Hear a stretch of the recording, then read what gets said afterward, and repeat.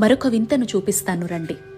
ఈ జగత్తుకు అమ్మా నాన్నలైన శివపార్వతులు ఈ భరత భూమిపై మనం చూడగలిగేలా నేటికి సజీవంగా ఎన్నో సాక్ష్యాలుంచారు అంటే అవి మనం చూడగలుగుతున్నాము అంటే ఎంత అదృష్టవంతులమో కదా.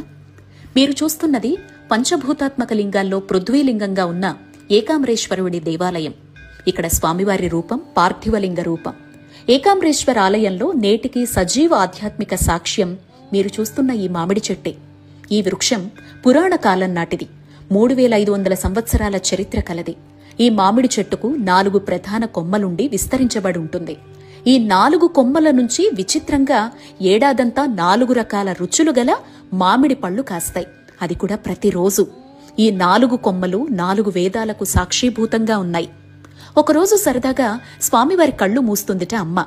సూర్యచంద్రులే నయనాలుగా గల ఆ తండ్రి కనులు మూసిన క్షణమే సృష్టి అంధకారమైందిట.